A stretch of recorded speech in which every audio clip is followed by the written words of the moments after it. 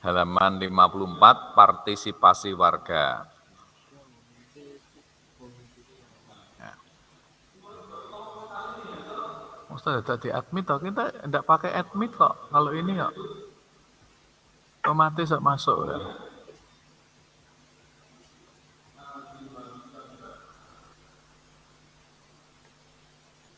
Karena ini tidak pakai akunnya Kemendikbud.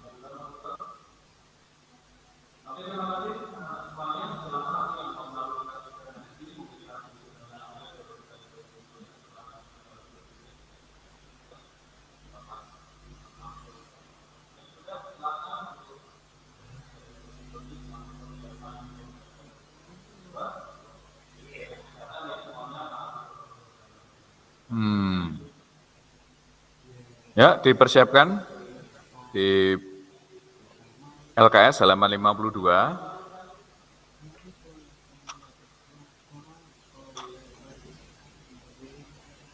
Ya, LKS halaman 52. Nanti sampai dengan halaman 54, 55, dan terakhir 56. Minggu depan kita masuk ke kompetensi dasar baru, yaitu di halaman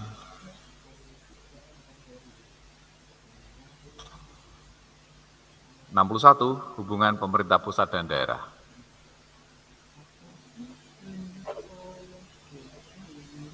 Mengapa harus pakai ini ya?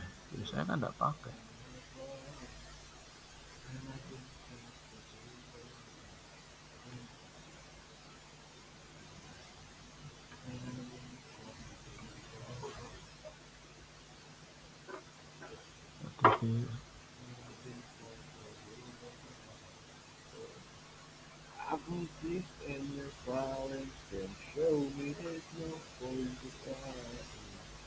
Ada admit di satu-satu, nara di admit ya.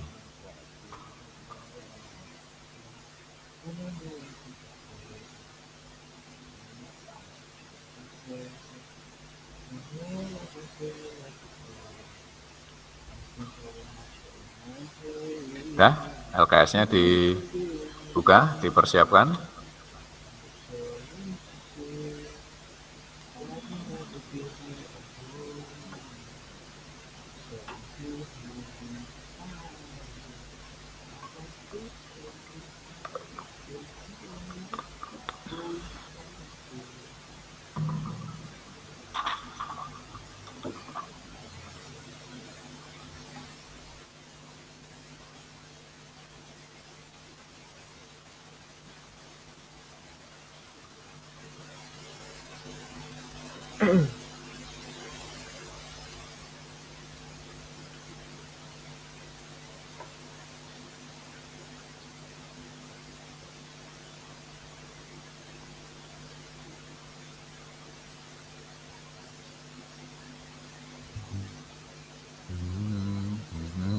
Kehidupan ini.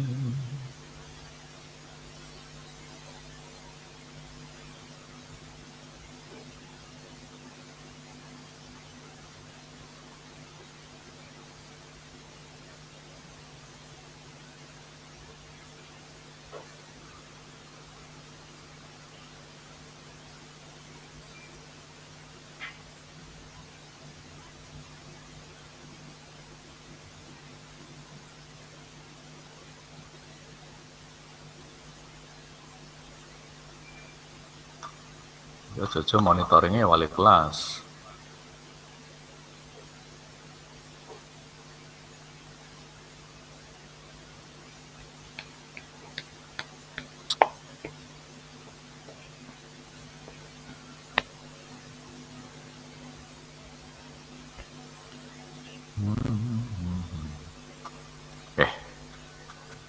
Yang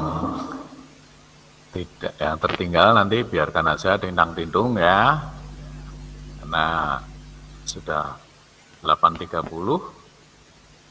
Mari kita mengawali perjumpaan pada pertemuan ini.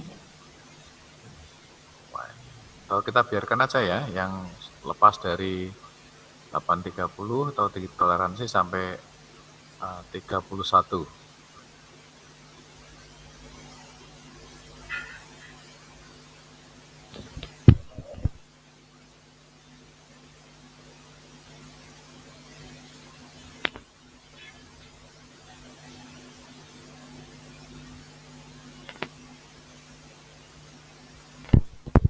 Sono wae sing gitu.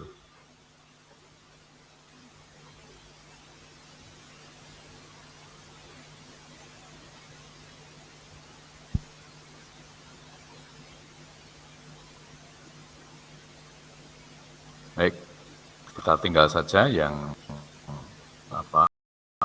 datang belakangan. Sampai nanti perjumpaan berakhir baru dimasukkan dalam presensi sehingga dianggap hadir tapi terlambat ya.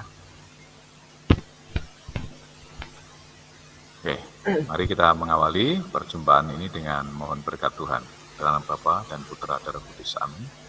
Bapa di surga, kami berterima kasih Tuhan mampukan kami, setiakan kami di dalam perjumpaan pada kelas PPKN ini.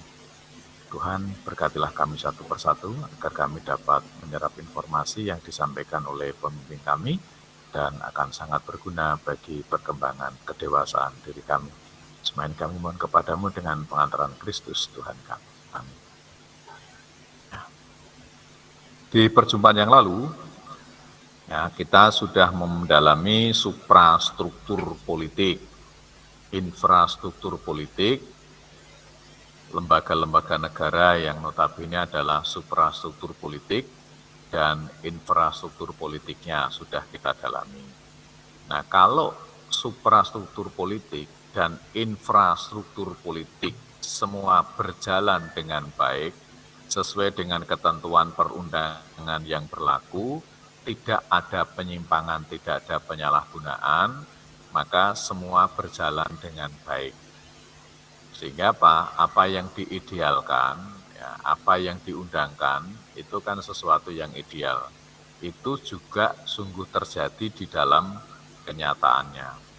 Namun kita jumpai di dalam praktik, bahwa antara undang-undang, antara yang diidealkan dalam undang-undang, dengan pelaksanaan di lapangan selalu terjadi sebuah perbedaan. Nah, perbedaan-perbedaan itu yang menyebabkan tata kelola pemerintahan berjalan dengan tidak baik. Kalau yang kita dalami adalah sesuatu yang ideal, maka semua berjalan dengan baik.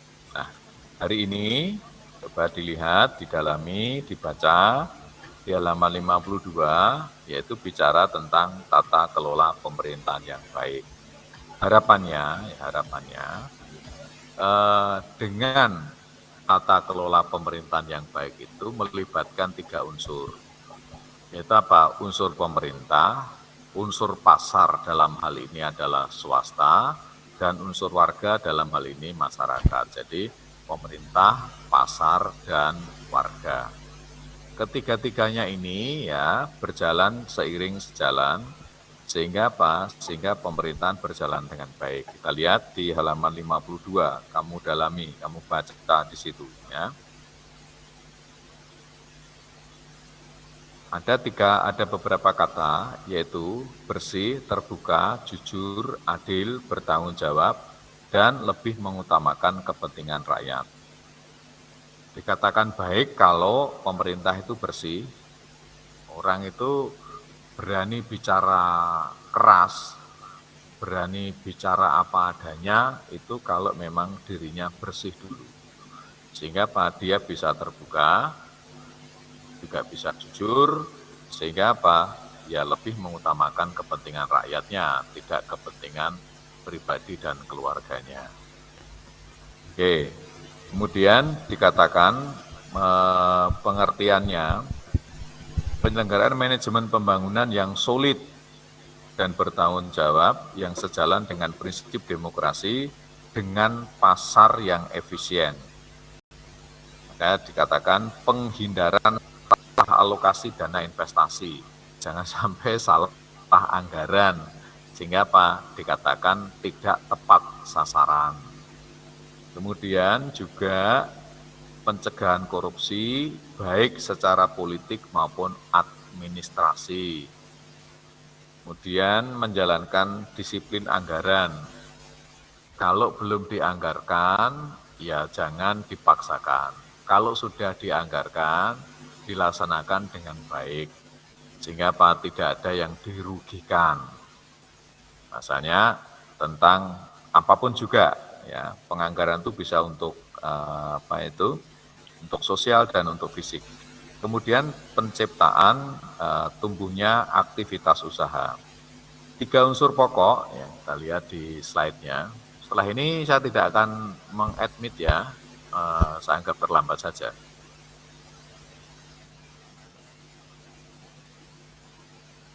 Ya. Dalam perjumpaan ini, tata kelola pemerintahan yang baik diharapkan bisa mengidentifikasi ciri-ciri tata kelola pemerintahan yang baik. Kemudian juga bisa menganalisis bagaimana cara mewujudkan tata kelola pemerintahan yang baik. Kemudian yang ketiga, bisa menjelaskan bagaimana partisipasi warga dalam sistem politik Indonesia. Lihat halaman 52. Halaman 52. 3 unsur yang tadi saya sebutkan, yaitu unsur pemerintah yang menangani administrasi negara. Pemerintah itu lebih kepada administrasinya. Karena apa? Regulasinya diputuskan melalui keputusan politik. Administrasi berkait dengan birokrasi. Nah, birokrasinya supaya baik, cepat itu seperti apa? Tidak ada yang tercecer. Kalau misalnya kantor buka jam 7, ya jam 7 sudah mulai pelayanan, jangan sampai jam 7 baru buka, kayak toto-toto. Harusnya apa? Kantor kalau sudah buka jam 7 atau jam 8, misalnya kantor peran pukul 8, ya pegawainya harus datang sebelum pukul 8. Sehingga begitu pukul 8, oke, buka, semuanya bisa berjalan dengan baik, mulai pelayanan. Namun kamu jumpai kan, di lapangan petugasnya ada, namun tidak segera melayani. Berarti apa? Unsur pelayanan administrasi negara belum berjalan dengan baik. Ini bisa saja kalau nanti ngurus misalnya apa? Ngurus KTP. KTP sekarang birokrasinya dipercepat. Kalau RT RW, kemudian sampai kelurahan, kemudian datang ke Dukcapil yang ada di kecamatan, foto, kita tunggu. Nah, mengapa kemarin terjadi cukup lama menunggu hanya diberi KTP sementara? Berarti ada masalah. Masalahnya apa? Belangko KTP-nya dikorupsi. Seperti SIM kemarin itu kan, belangko SIM-nya dikorupsi. Padahal yang namanya SIM KTP itu kan setiap hari ada warga yang membutuhkan, tetapi mengapa tidak tersedia? Nah, ini yang disebut dengan tata kelola pemerintahan yang kurang baik. Kalau baik, semua tersedia. Mengapa kok tidak tersedia? Tentu ada permasalahan. Yang kedua adalah unsur pasar yang saya sebut tadi, unsur swasta atau wirausaha yang bergerak dalam menyediakan pelayanan-pelayanan publik. Bisa saja kebutuhan-kebutuhan publik. Kemudian yang ketiga adalah unsur warga sebagai para petaruh. Jadi pemerintah, pasar, warga. 3 unsur ini harus berjalan secara sinergis. Kemudian halaman 52, kamu perhatikan ciri-cirinya. Kalau Anda tadi diminta untuk mengidentifikasi ciri-ciri, sekarang ciri-cirinya sudah ketemu. Yang pertama, ciri tata kelola pemerintahan yang baik, terwujudnya interaksi yang baik antara pemerintah, pasar atau swasta, dan masyarakat.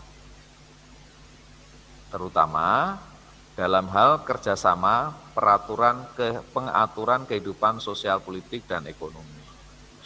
Nah, kita itu hidup bersama dengan orang lain, maka perlu diatur baik kehidupan sosial masyarakat maupun kehidupan berpolitik bernegara atau juga ekonominya. Kemudian yang kedua, cirinya komunikasi. Terbangun komunikasi antara pemerintah, swasta, dan masyarakat. Sehingga apa? Menghasilkan sebuah keputusan keputusan dari sistem politik itu apa? Ya outputnya berupa kebijakan-kebijakan atau peraturan-peraturan atau perundang-undangan yang berkualitas. Dikatakan berkualitas itu apa? Ya kata kuncinya adalah untuk masyarakat. Kemudian yang ketiga, masih di halaman 52, proses penguatan diri sendiri, yaitu apa? Adanya upaya untuk mendirikan pemerintah dalam mengatasi kekacauan, baik dalam kondisi lingkungan atau dinamika masyarakat yang tinggi. Artinya begini, dalam situasi ini Indonesia sekarang baru dipuji dalam hal tata kelola ini, ya. Terutama masalah apa? Bagaimana cara mengatasi COVID, bagaimana dalam mengatasi pandemi. Ini terjadilah proses penguatan diri sendiri. Kita tidak mau didikte oleh negara lain. Di masyarakat juga terjadi proses penguatan diri sendiri. Dalam mengatasi kekacauan. Kemudian adanya keseimbangan kekuatan, atau dikatakan di situ sebagai balance of force, begitu, ya. Di mana dalam rangka mewujudkan pembangunan yang berkelanjutan, ketiga elemen itu ya pemerintah, swasta, dan masyarakat, terjadi sebuah harmonisasi atau terjadi sebuah kerjasama yang baik.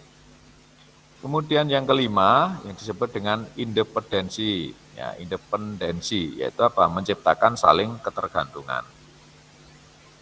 Jadi tidak ada pemerintah berjalan sendiri nggak bisa, swasta berjalan sendiri tidak bisa, masyarakat berjalan sendiri tidak bisa. Maka dibutuhkan sebuah apa?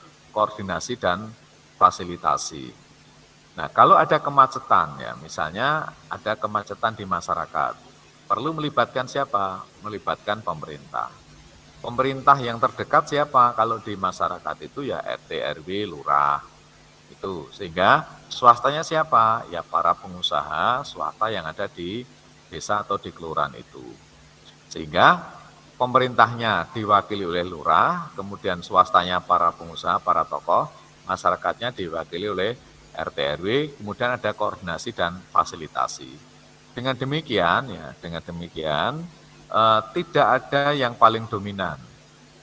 Maka lurah juga tidak bisa dominan karena lurah pemerintah tidak bisa sendiri, kemudian para pengusaha juga tidak seenaknya sendiri, kemudian masyarakat juga tidak selalu dikalahkan. Ini tata kelola pemerintahan yang baik, cirinya ada 5 itu tadi. Terwujudnya interaksi yang baik antara 3 elemen, pemerintah, swasta, dan masyarakat, kemudian komunikasi, dan seterusnya itu. Kemudian, menganalisis bagaimana terwujudnya tata kelola yang baik tentu dibutuhkan sebuah syarat-syarat. Syaratnya dilihat, masih di halaman 52, cek LKS Anda. Mewujudkan efisiensi dalam manajemen sektor publik. Itu apa? Dengan memperkenalkan teknik-teknik manajemen perusahaan di lingkungan administrasi pemerintah negara dan melakukan desentralisasi administrasi pemerintah. Bisa enggak besok ya di kota Semarang itu KTP diurus di kelurahan saja, dicetak di kelurahan saja. Tidak perlu datang ke kecamatan. Kalau ini bisa dilaksanakan, tentu apa? Yang diuntungkan adalah masyarakat. Karena apa? Masyarakat, warga tidak harus datang ke kecamatan. Cukup RT, RW, kemudian sampai kelurahan diproses dan jadilah KTP. Nah, ini semua tidak mudah meskipun hanya satu belangko KTP. Karena apa? Sistemnya harus terbangun dengan baik, belangkonya tersedia dan diawasi. Tidak ada penyimpangan dalam penggunaan. Maka dibutuhkan sebuah apa? Sebuah kepercayaan. Kemudian yang kedua, misalnya terwujudnya akuntabilitas publik. Apa yang dilakukan pemerintah harus dapat dipertanggungjawabkan kepada masyarakat. Maka masyarakat pun sekarang juga sudah mulai mengawasi. Ya, supaya apa? Supaya apa yang dibuat oleh pemerintah itu sungguh-sungguh ya, sungguh-sungguh berdampak kepada kemakmuran atau kesejahteraan warganya. Nah, yang paling mudah diawasi adalah sektor-sektor infrastruktur pembangunan. Ya, nah, misalnya dana musrembang. Ya, musrembang itu dibicarakan di tingkat RT RW, kemudian ada musrembang di kelurahan, ada musrembang di kecamatan. Nah, setelah nanti kegiatannya turun berupa pekerjaan-pekerjaan, ya diawasi.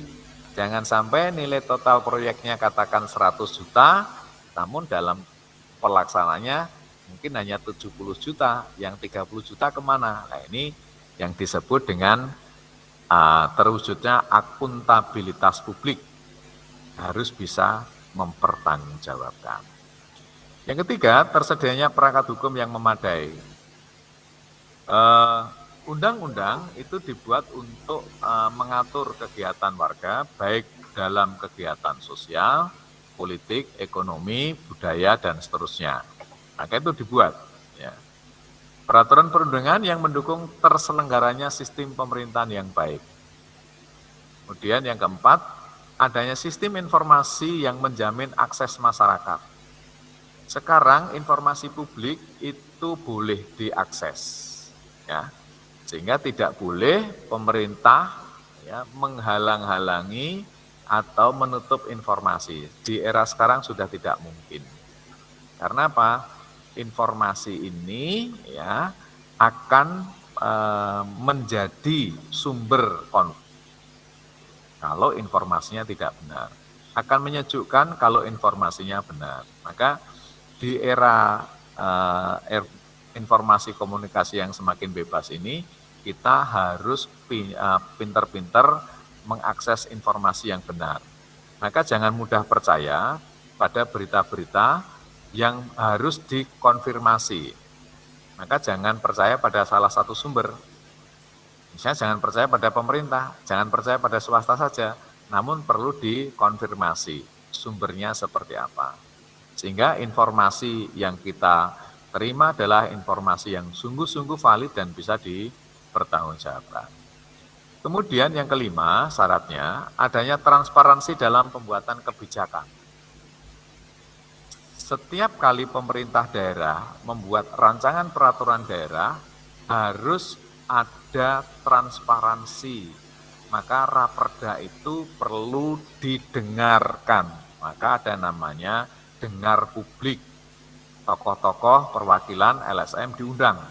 Setelah membaca draft rancangan raperda itu, rancangan peraturan daerah, masyarakat memberi informasi apa, memberi imbuhan apa, memberi kritik apa, sehingga nanti setelah ditetapkan menjadi peraturan daerah, ya harus diterima oleh semua pihak. Ya, ini kalau sudah jadi peraturan daerah. Saya dan kamu adalah warga Kota Semarang. Kalau kita hidup di Kota Semarang, peraturan daerah Kota Semarang itu apa? Ya kita taati. Karena apa? Diyakini dalam membuat kebijakan itu sudah dilakukan transparansi. Maka kalau di tingkat negara, namanya rancangan undang-undang, itu kan ada draftnya. Nah, draft itu harus dikritisi oleh masyarakat. Bahkan sampai kepada implementasinya. Sehingga hak-hak masyarakat untuk mengetahui informasi yang benar dan keputusan pemerintah bisa terjamin. Ini syarat untuk terwujudnya tata kelola pemerintahan yang baik. Nah, yang ketiga, kita akan dalami yang namanya partisipasi politik. Ya, partisipasi politik. Di halaman 54. Partisipasi itu apa? Keterlibatan. Kalau partisipasi politik berarti apa? Keterlibatan seseorang atau warga negara dalam suatu kegiatan politik. Nah, kegiatan politik itu apa? Kegiatan politik adalah dikatakan kegiatan yang berakibat politik. atau nanti keputusannya menjadi keputusan-keputusan politik. Partisipasi politik dikatakan oleh Almon Verba di halaman 54, yaitu kegiatan pribadi warga negara yang legal. Berarti kalau yang ilegal bukan kegiatan politik, itu yang namanya kegiatan ilegal. Yang sedikit banyak ya, bertujuan mempengaruhi seleksi pejabat-pejabat negara atau tindakan-tindakan yang diambil oleh mereka. Berarti seleksi pejabat-pejabat negara, mempengaruhi seleksi pejabat-pejabat negara. Kalau di RT berarti apa? Pilihan ketua RT, itu termasuk kegiatan politik. Kalau di RW misalnya pemilihan ketua RW, itu termasuk mempengaruhi seleksi pejabat. Nah, kalau di kabupaten kota berarti apa? Seleksi pejabat negara, dalam ini pilihan wali kota, pilihan bupati, pilihan anggota DPRD. Ini seleksi pejabat-pejabat negara. Nah, kalau di kabupaten kota, kelihatannya untuk menempatkan seorang kepala dinas itu menjadi hak prerogatif dari bupati atau wali kota, sehingga warga kadang-kadang tidak bisa mempengaruhi seleksi pejabat-pejabat tersebut. Ya, padahal dari kepala dinas-dinas itulah yang sebetulnya berurusan langsung dengan masyarakat. Ini kegiatan politik. Atau dikatakan kegiatan yang dilakukan oleh warga negara, baik individu maupun kolektif, atas dasar keinginan sendiri maupun dorongan dari pihak lain, yang tujuannya mempengaruhi keputusan politik yang akan diambil oleh pemerintah agar keputusan tersebut menguntungkannya. Hati-hati Mbak Mas ya. Ini 2021. 3 tahun lagi 2024 itu ada pemilu legislatif dan pemilu eksekutif secara serentak bersama-sama. Nah, suaramu, satu suara ini akan sangat mempengaruhi seleksi pejabat negara. Satu suaramu, Anda memilih, itu akan sangat berpengaruh. Maka di sana tentu ada apakah itu keinginan sendiri atau dorongan dari pihak lain yang tujuannya mempengaruhi keputusan politik. Misalnya kampanye politik. Kampanye itu kan mempengaruhi Anda, ya. Agitasi hasutan itu kan mempengaruhi Anda. Maka berita-berita yang benar dan berita-berita yang tidak benar itu datangnya bersamaan. Maka harus hati-hati dalam era informasi yang semakin terbuka ini. Karena apa? Karena nanti keputusan politik itu akan menguntungkannya. Menguntungkan siapa? Yang mempengaruhi keputusan itu. Misalnya ini ada undang-undang yang namanya Omnibus Law tentang tenaga kerja. Yang mempengaruhi siapa? Mempengaruhi keputusan itu sehingga munculnya adanya undang-undang Omnibus Law itu. Tentu ada yang diuntungkan dari undang-undang tersebut. Kita harus jeli. Misalnya diajak demonstrasi, ya lihat-lihat dulu, jangan mudah. Demonstrasi yang ngajak apa, tujuannya apa, untuk apa, gitu. Ya, ada toh pernah terjadi ya demonstrasi anti togel. Demonstrasi anti togel. Salah satu beberapa peserta demonstrasi adalah yang setiap hari apa jualan togel, tapi dia juga ikut, gitu. Ikut demo, lah kan aneh tuh. Siangnya demo, sorenya jualan, kan aneh. Ya, ditanya kenapa? Lah aku dapat 50.000 ya Pak. Berarti apa? Demo itu dibayar, maka dikatakan di sini atas dasar keinginan sendiri atau dorongan pihak lain. Nah, kalau dorongan pihak lain tentunya ada yang disebut dengan politik uang. jadi dibayar. Maka hati-hati sekarang demo sering-sering sudah tidak murni lagi. Demonstrasi itu tujuannya adalah mempengaruhi keputusan politik seperti yang kami lakukan pada tahun 2000 kelihatannya. Nah, 2004 atau 2000 berapa ya? Undang-Undang Sistem Pendidikan Nasional. Kami demo di halaman DPRD itu Jalan Pahlawan itu. Ternyata setelah kami masuk ke kantornya Dewan itu, suara sekeras apapun pengeras suara di luar itu tidak terdengar sama sekali dari dalam gedung Dewan itu. Karena apa? Pintu kacanya tebalnya bukan main. Wih, akhirnya saya menjadi tahu, wah tadi saya berteriak-teriak kayak gitu ternyata di dalam tidak mendengar. Maka kadang-kadang kalau demonstrasi itu sasarannya apa? Palingnya didengar oleh peserta demo. Kadang-kadang sasaran yang kita demo tidak mendengar. Nah, tujuannya adalah mempengaruhi supaya apa? Perwakilan dari demonstran itu nanti bisa mewakili para demonstran untuk mengadakan sebuah dialog. Tujuannya itu aja. Nah, dari dialog itu apakah nanti diterima dan tidak itu lain soal. Akhirnya perwakilan di antara kami dibawa ke Jakarta, kemudian audiensi dengan DPR RI, sehingga undang-undangnya tetap disahkan dari kata wajib menjadi berhak. Undang-undangnya tetap disahkan. Dari kata di situ wajib, kemudian menjadi berhak. Itu kemenangan, menurut saya adalah kemenangan dari kelompok pendemo itu. Ya, ini yang disebut dengan partisipasi politik. Lah bentuknya apa? Ya bentuknya pada saat Anda mempelajari yang disebut dengan infrastruktur politik. Terus kita lihat di ini pengertian, kemudian bagi rakyat ya, halaman 55 dilihat ya. Apa bentuk partisipasi politik?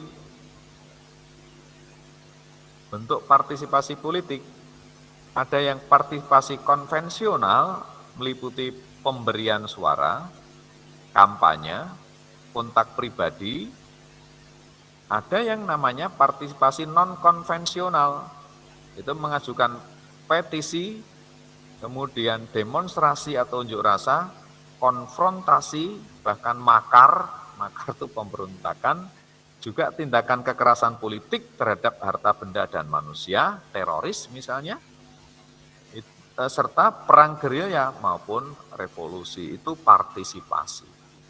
Maka kalau ada terorisme di Indonesia, itu juga bentuk partisipasi. Namun partisipasi politik ingin memperjuangkan siapa? Memperjuangkan kepentingannya. Karena dikatakan tindakan kekerasan politik terhadap harta benda dan manusia. Yang terjadi di Sulawesi kemarin kan begitu, ya. Merampas harta bendanya, dibunuh orangnya, kemudian juga untuk membiayai kegiatannya sehari-hari yang disebut dengan apa? Jamaah Asrul Daulat itu, JAD itu. Nah, ini partisipasi, namun sebaiknya ya partisipasi yang kalau non-konvensional sampai kepada petisi. Petisi itu mengajukan apa ya, petisi itu usulan atau pendapat atau apa, petisi itu. Seperti yang dilakukan oleh kelompok 50 kepada Pak Harto. Petisi 50 ditantangani oleh Ali Sadikin dan HR Darsono dan kawan-kawan. Karena ya, Pak Harto itu akan melaksanakan Pancasila dan Undang-Undang Dasar 1945 secara murni dan konsekuen. Terbersit berita, kalau MPR menggunakan pasal 37 untuk mengubah atau mengamandemen Undang-Undang Dasar 45, beberapa anggota akan diculik, sehingga apa? Tidak mencapai sebuah quorum. Nah, ini terdengar oleh kelompok 50 itu, kemudian mengajukan petisi 50. Akibat hukumnya apa? Petisi para anggota petisi ini dicegah, tidak boleh ke luar negeri. Bahkan untuk umroh pun juga tidak diizinkan. Kemudian partisipasi politik itu ya, bentuknya, adapun bentuk dan tingkat partisipasi politik meliputi apa? Pejabat politik. Nah, pejabat politik itu menteri, ya, DPR, bupati, wali kota, presiden, itu namanya pejabat politik. Politik itu tidak ada jenjang karirnya, ya. Seperti Mas itu dulu hanya orang di Tembalang sana, tahu-tahu terpilih menjadi anggota DPRD. Ya ini namanya pejabat politik. Kalau pejabat politik berbeda dengan pejabat karir. Kalau pejabat karir misalnya contohnya Pak Bunyamin. Pak Bunyamin itu dulu guru SMK. Kemudian dari guru dia menjadi wakil kepala sekolah. Wakil kepala sekolah kemudian jadi kepala sekolah. Setelah jadi kepala sekolah, kemudian dia ditarik menjadi sekretaris Dinas Pendidikan Kota Semarang. Setelah dari sekretaris Dinas Pendidikan Kota Semarang, dia diangkat oleh wali kota menjadi kepala Dinas Pendidikan. Ini namanya pejabat karir. Nah, sekarang dia menjadi kepala Dinas Bapeda. Karir tertinggi seorang pegawai PNS, ASN adalah sekretaris daerah. Tapi kalau pejabat politik tidak ada jenjang karirnya. Tahu-tahu seperti Pak Endi jadi wali kota. Tahu-tahu Pak Jokowi dari tukang kayu jadi jadi wali kota Surakarta. Kemudian jadi gubernur DKI. Kemudian jadi presiden. Nah ini agaknya akan ditiru, ya, ditiru oleh gubernur DKI. Siapa tahu jadi gubernur DKI menjadi batu loncatan untuk jadi presiden. Ya. Ini yang disebut dengan partisipasi politik meliputi pejabat politik, pencari jabatan politik, anggota aktif dalam suatu organisasi politik, anggota pasif suatu partai politik, kemudian partisipasi dalam rapat umum, demonstrasi, dan pemberian suara dalam pemilu.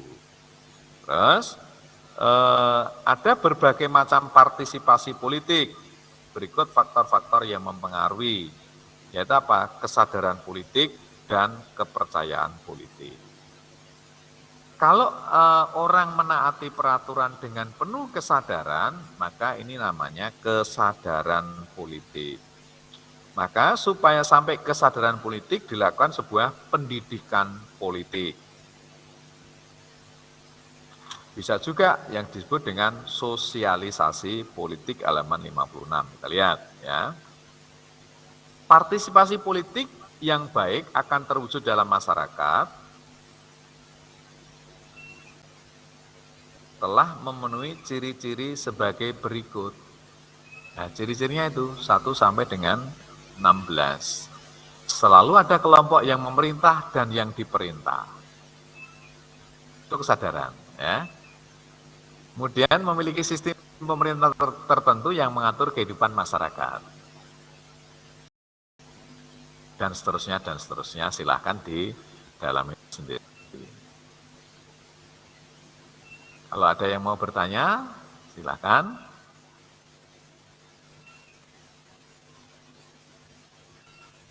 Ada komentar?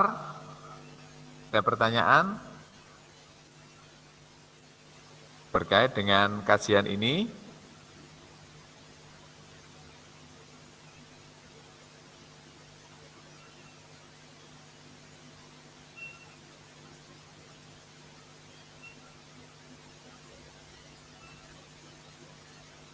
silakan kalau ada yang mau bertanya.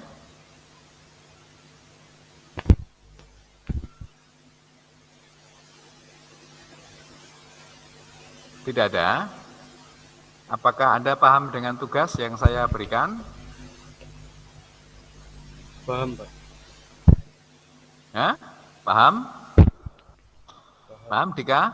Pak, maksudnya demokrasi tidak langsung itu bagaimana ya, Pak?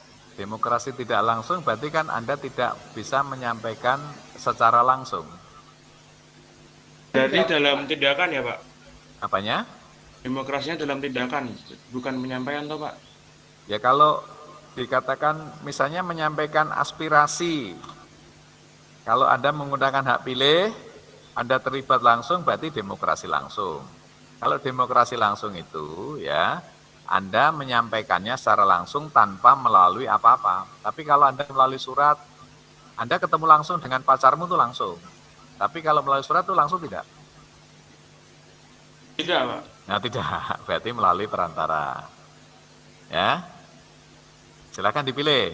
Kalau di lingkungan masyarakat atau lingkungan keluarga, itu apa yang langsung dan yang tidak langsung. Misalnya dengan orang tua masa perlu bersurat?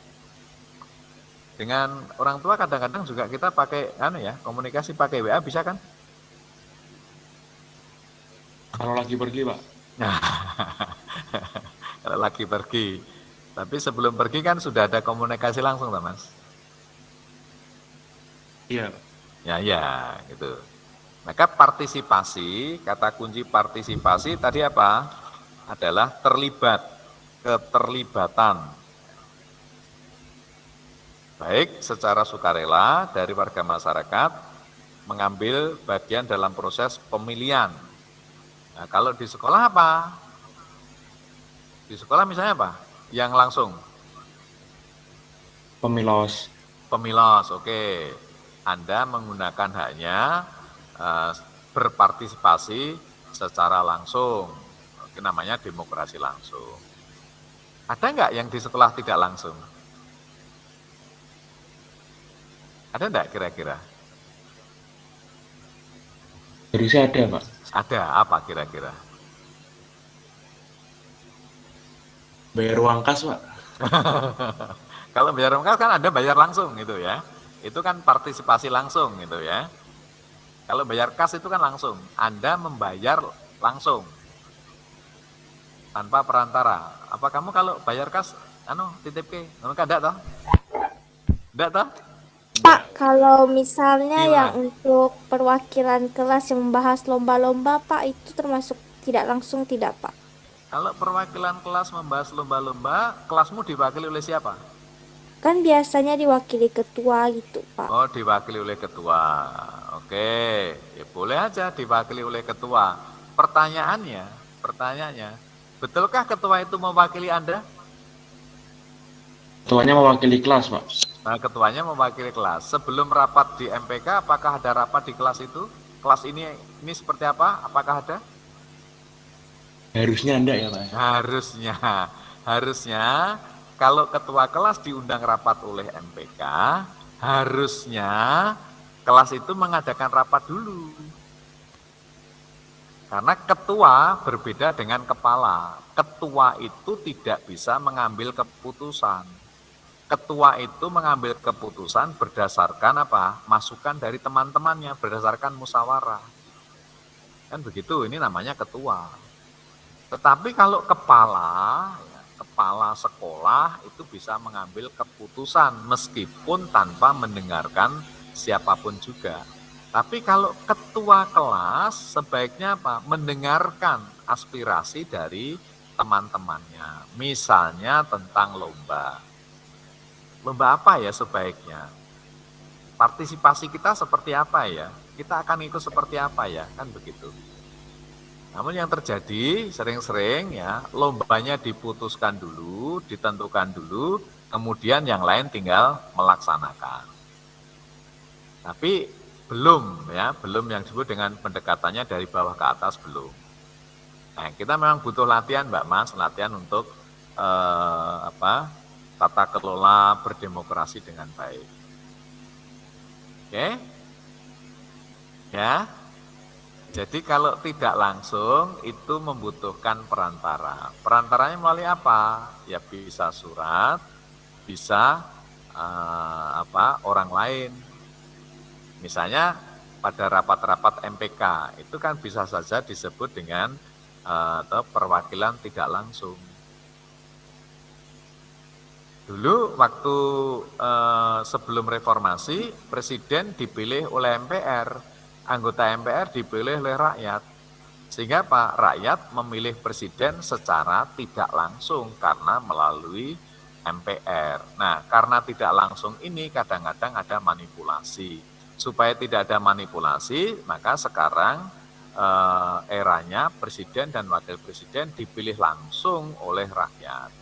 Dulu gubernur juga dipilih oleh DPRD provinsi. Bupati wali kota juga dipilih oleh DPRD kabupaten kota. Nah, di era reformasi ini supaya tidak ada manipulasi, maka presiden, gubernur, bupati, wali kota dipilih langsung oleh rakyat. Dulu yang dipilih langsung kan hanya DPR-nya saja. Ini demokrasi langsung, DPR. Nah, sekarang baik eksekutif maupun legislatif dipilih langsung oleh rakyat, maka namanya demokrasi langsung untuk presiden. Tetapi setelah DPR terpilih, apa-apa yang dibuat oleh DPR, maka DPR mewakili rakyat, juga menggunakan demokrasi perwakilan. Oke, semakin bingung atau semakin jelas?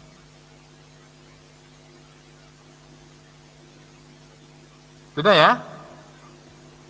Kalau sudah presensi. Nah, presensi. Dimulai dari MIPA 1. Abata. Oke, Pak.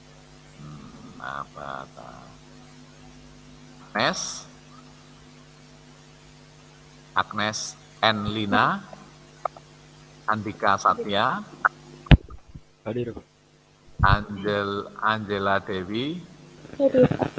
Arkangela, Hadir, Pak.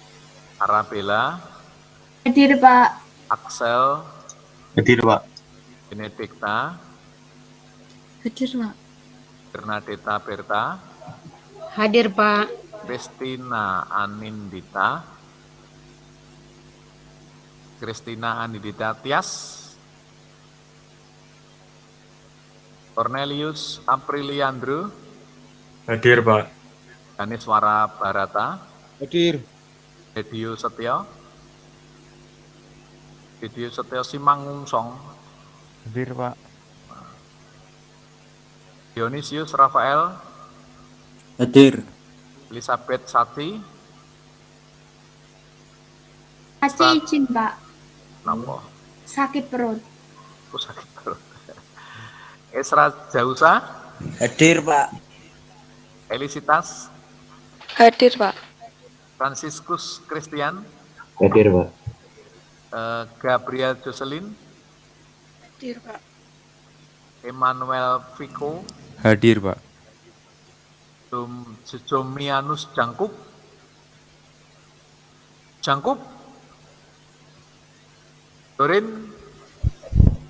Jorin Kelam Betme, Jorin, Arel, Hadir, Pak.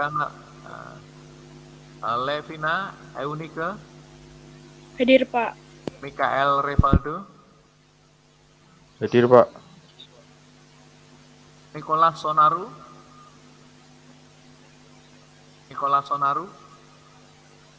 Robertin Elsie, Hadir, Pak. Nicholas? Rafael Rivaldo, Hadir, Pak. Rafael Esra, Hadir, Pak. Ruth Pronsumbre, Perut izin, Pak. Sakit juga. sakit perut juga. Iya. Weh, ini salah mangan. Weh. Stanislaus David, Hadir, Pak. Teresia Gina, Hadir, Pak. Valentina Isabel, Hadir, Pak. Johanna Agatha, Hadir, Pak. yang belum? Ya. MIPA 2, Kakak, Hadir, Pak.